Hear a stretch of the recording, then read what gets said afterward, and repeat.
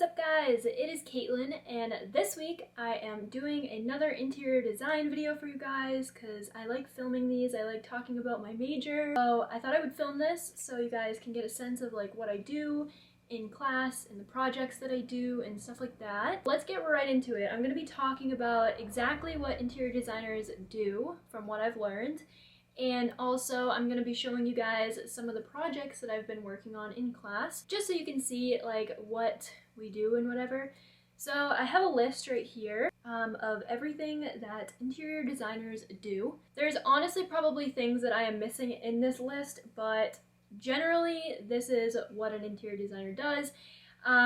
I was reading in a book and I've figured this out myself. I've noticed that a lot of people think that interior designers just kind of do decorating and the fun stuff, I guess, and it's all fun, but it's actually very hard and you're in charge of a lot of things when you're a designer, which makes me a little bit scared to start, honestly, because I don't know, I'm not very good at being in charge of things. Anyway, the first thing is floor plans. We create the floor plans, we draw them out, you get to do all the measurements. I can put an example right here of a floor plan. This was done, I believe the one I'm showing you, actually I can show you two. This one is from AutoCAD and this one is from Revit. Two very different programs and softwares, but they work for the same things, they just do things differently, and we've learned both, and they're both very difficult for me because I am not very good at computers, so that stinks, but I'll get the hang of it sometime. The next thing that we do are elevations. I can also put some examples here. Elevations are mainly for dimensions and stuff like that, so you can get a sense of what it looks like, what it will look like when you put it in, and just so the construction people, construction workers, I guess, whatever, do the actual design. So yeah, that's what that is.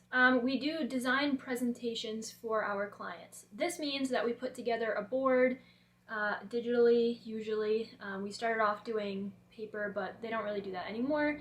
But we do it on the computer and we just give them a sense of what their whole design is going to look like, what materials you're going to be using, different costs. It just gives you an overview of the entire project so that they can see if they want to switch things out before you obviously start doing that, because that would be awful if they decided after to change something. It would cost more and so on. Rendering, which is essentially putting color into your design.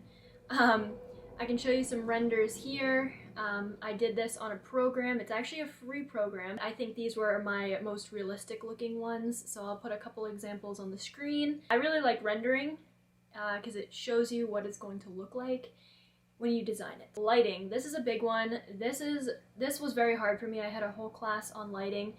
I'm not good at math, which probably not good, but you have to figure out wattage for the space and everything like that. Yes, the designers do that sometimes, and I'm not good at it, but you do have to do that so that you're not putting too much light, you're not putting not enough light.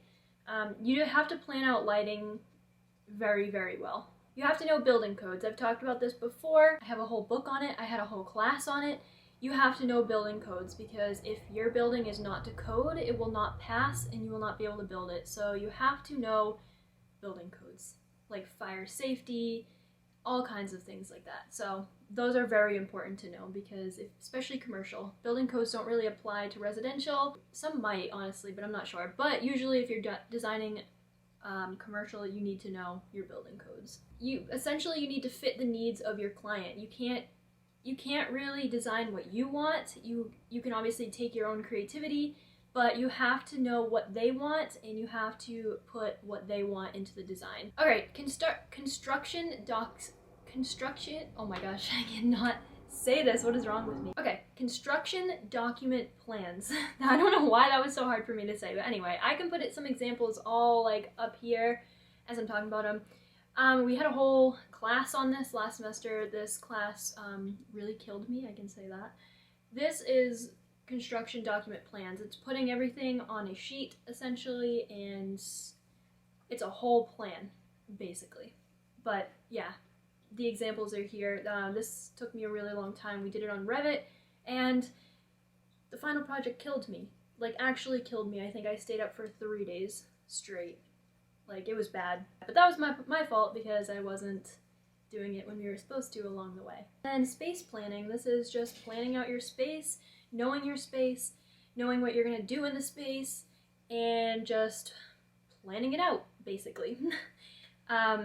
That's pretty much all that is. I feel like I'm missing some things, but honestly that's the general like basis of what it is. I have a course now that I'm taking, and it's something business. I forget what the name of it is, but we have, for homework this week, we had different scenarios that, like, actually real life scenarios that would happen, and we have to write out what we would do in the situation, and honestly they're scaring me a little bit because I know they're real and I'm not really sure what to do in some of these situations. But anyway, yeah, you gotta know the business side as well, costs, all kinds of stuff. Like, you have to know basically everything. I just wanted to show you guys a little of what I've been doing for my projects and tell you exactly what interior designers do, because I feel like I said, a lot of people just think that we decorate, which is definitely not it.